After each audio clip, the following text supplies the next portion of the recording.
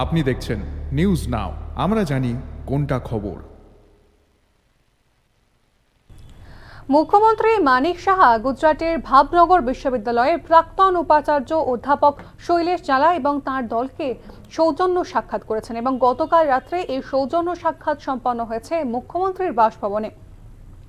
এমবিবি বিশ্ববিদ্যালয়ের একাডেমিক পরিদর্শন নিয়ে আলোচনা হয়েছে এই সৌজন্য সাক্ষাতে এবং এর পাশাপাশি ভাবনগর বিশ্ববিদ্যালয়ের সহযোগিতার যে সম্ভাব্য ক্ষেত্রগুলি রয়েছে রাজ্যের এমবিবি বিশ্ববিদ্যালয়ের একাডেমিক যে পরিসর তাকে উন্নত করার জন্য সেই সমস্ত বিষয় নিয়েও কিন্তু আলোচনা হয়েছে।